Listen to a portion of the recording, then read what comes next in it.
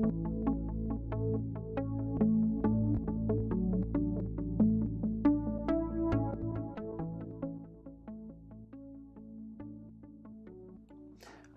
quiero darles la más cordial bienvenida a cada una y uno de ustedes al curso online. Mi nombre es Edgardo Toro, trabajador social. Mi experiencia ha estado vinculada al ámbito de la explotación sexual comercial de niños, niñas y adolescentes en dos ámbitos. Uno es el ámbito de la intervención a través de la ONG Paicaví de Chile, primero como trabajador social de un programa de maltrato y luego como director de un centro especializado en atención a víctimas de ESCNA, y en el ámbito también de la academia, en la Pontificia Universidad Católica de Valparaíso, la Escuela de Trabajo Social, donde hemos desarrollado reflexiones e investigaciones en el ámbito de la violencia sexual infantil. Actualmente estoy desarrollando un programa de doctorado en la Universidad de Edimburgo, acá en Escocia, justamente orientado al tema de la intervención en explotación sexual comercial de niños, niñas y adolescentes. En esta primera presentación, mi interés es hacer una breve introducción a esto que hemos denominado en esta primera semana, tratar de dar un marco general en la comprensión del fenómeno de la explotación. En mi presentación, en los próximos minutos, voy a tocar tres principales áreas. Lo primero es algunas dimensiones del fenómeno de la explotación. Lo segundo, algunos elementos que podemos discutir y encontrar en la literatura especializada. Y lo tercero son algunos desafíos en la comprensión del fenómeno de la ESCNA.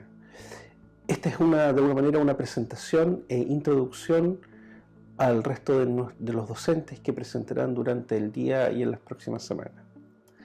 Entonces, bueno, primero, algunas dimensiones sobre el fenómeno de la explotación.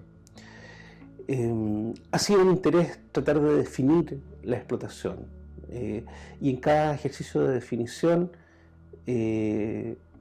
está el uso de las palabras, pero también las perspectivas que están detrás de ese uso de las palabras. Posteriormente Susana nos hablará más en detalle sobre esta tarea de definir la explotación. Me gustaría más bien mencionar algunas dimensiones que están relacionadas con la explotación sexual comercial de niños, niñas y adolescentes.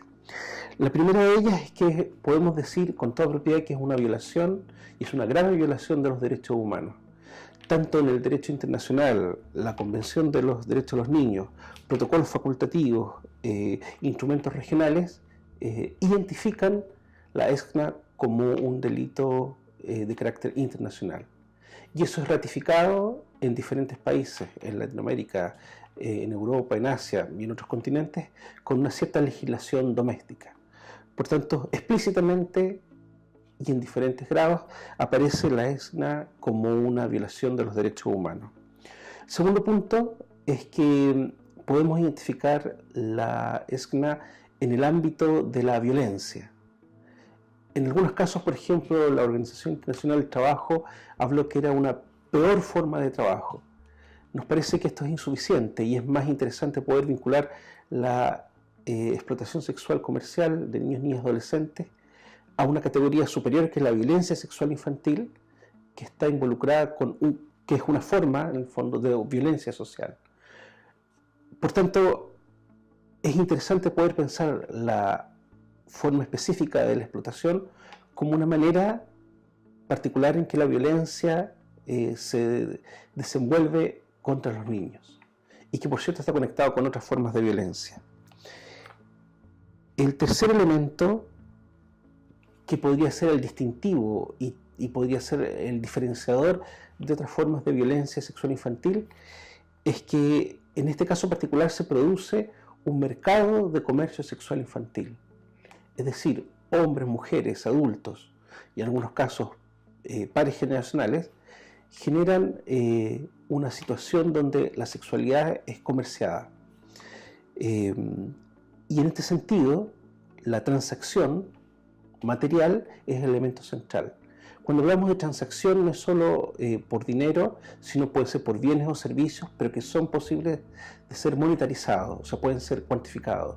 Por ejemplo, hay casos donde la explotación se produce a una escala local barrial, donde un vecino o una vecina, ¿no?, ofrece a una familia que necesita alimentos o bienes, ¿no?, a cambio de alguna situación de abuso sexual en relación a uno de los niños, ¿no? O en algunos casos, por ejemplo, se transa alimento o cuidado o alojamiento por relaciones sexuales, ¿no? Cada una de estas cosas puede ser valorada en términos económicos. El tercer elemento que está en juego es que podemos hablar con toda propiedad que la explotación sexual de niños y adolescentes se da en un carácter local, ciudades particulares, países particulares, pero es un fenómeno global, que no tiene que ver ni con el nivel de desarrollo de los países, ni tiene que ver con si son del norte o del sur. Ya tenemos muy claro a estas alturas que es un fenómeno que se da en todos los tipos de países, más industrializados o menos industrializados, del norte o del sur, del este o del oeste, y también interconectados entre países. Por lo tanto, eso implica tener al mismo tiempo una mirada global y un actuar local. Decimos que el fenómeno de la explotación se da en una multimodalidades, es decir, en los países latinoamericanos, pero también en otras regiones, se encuentran presentes las 4 tipologías internacionalmente aceptadas: comercio sexual infantil, trata y tráfico con fines de comercio sexual, turismo con fines de comercio sexual, producción de imágenes sexuales abusivas. Si bien es cierto, reconocemos estas 4 clásicas tipologías, también es importante identificar que entre ellas hay diferentes tipos de modalidades. Y ese es uno de los grandes desafíos también de los equipos profesionales y de las políticas sociales, poder identificar la multiplicidad de modalidades que se dan entre estas tipologías. Otra dimensión tiene que ver con una dimensión relacional en el fenómeno de la explotación. Por un lado está la dimensión cara a cara, donde efectivamente niños, niñas y jóvenes generan vínculos y tipos de relaciones particulares con sus explotadores o con quienes los transan en este mercado de comercio sexual, que está dado desde la amenaza y la violencia hasta una pseudo lógica de cuidado, protección, afecto.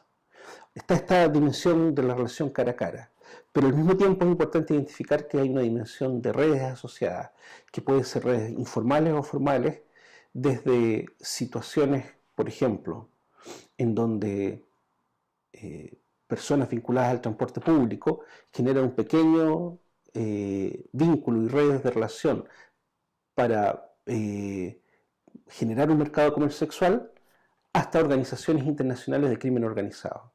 Por tanto, esta doble dimensión individual cara a cara y de redes son importantes de considerar a la hora de pensar el fenómeno de la explotación. Finalmente, otra de las dimensiones que son importantes de considerar es la dimensión de género. Efectivamente, en los diferentes países latinoamericanos podemos comprobar que la mayor cantidad de las víctimas son niñas y jóvenes mujeres.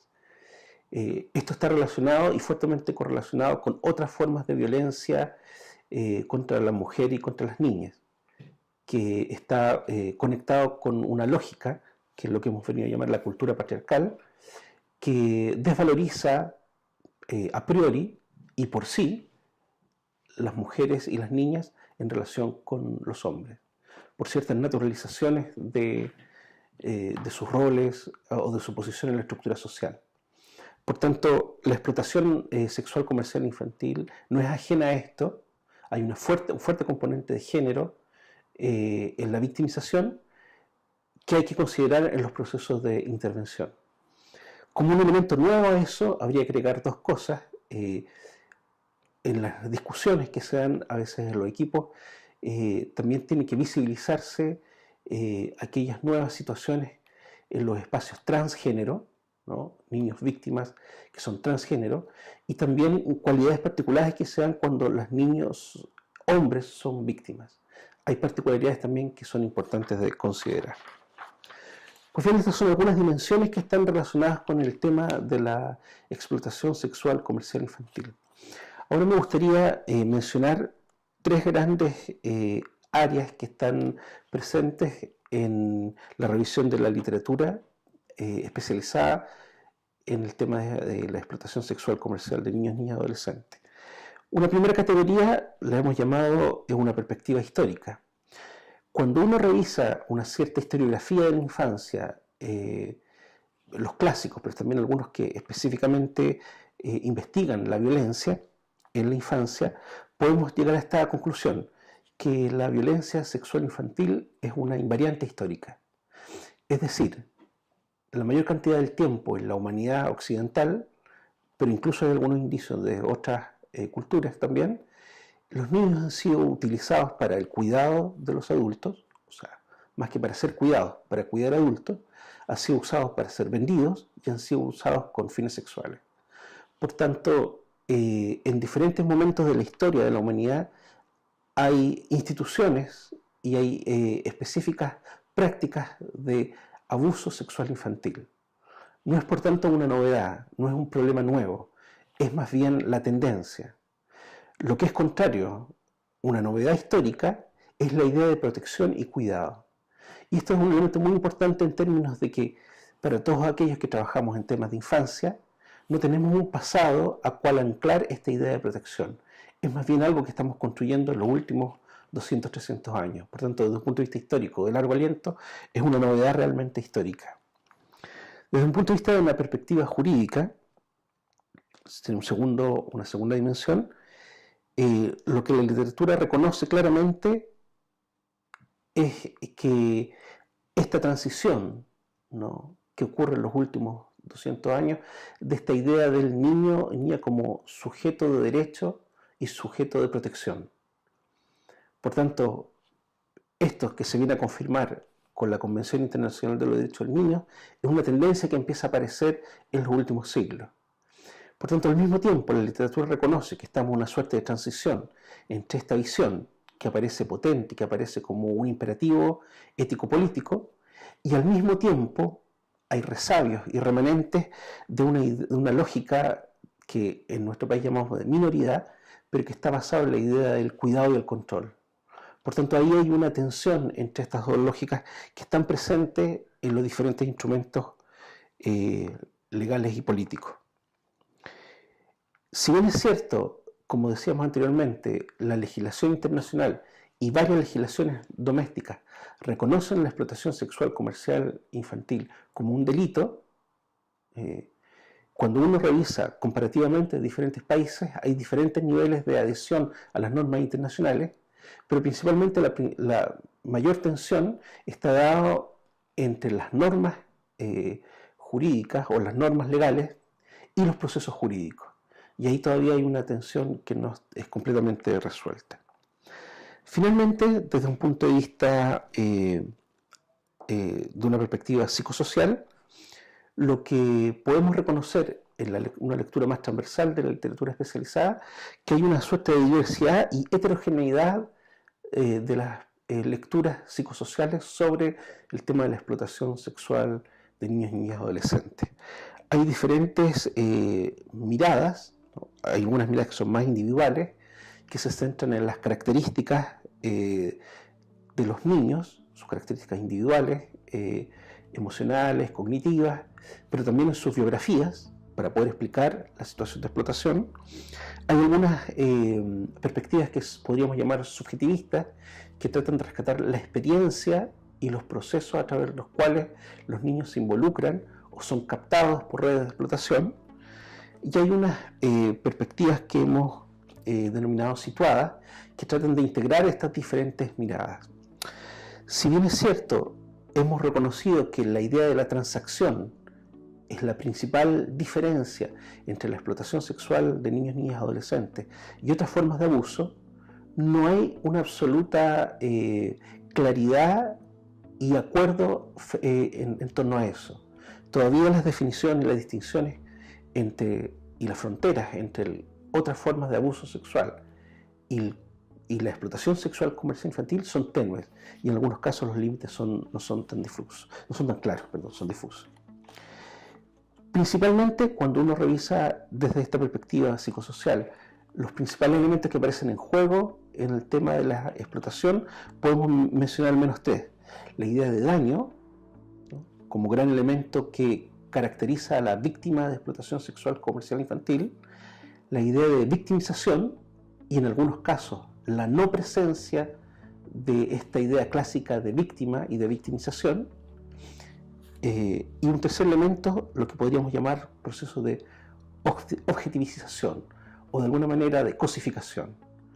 Esto tiene dos elementos, ¿no? Es la construcción del niño, niña y adolescente como una cosa, objeto sexual, o al mismo tiempo como un ser humano con valor de uso, es decir, con valor como una cosa.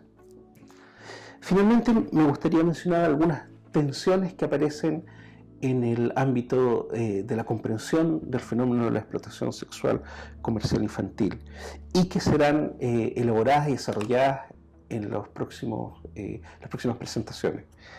El primero tiene que ver con la misma idea de comprensión, y ahí hay tres elementos que entran en juego: la idea de cuantificación, mensurar o poder identificar la prevalencia y las dificultades que eso tiene en términos más institucionales, versus la idea de cualificar o darle cualidad al fenómeno de la explotación desde la propia experiencia de los sujetos.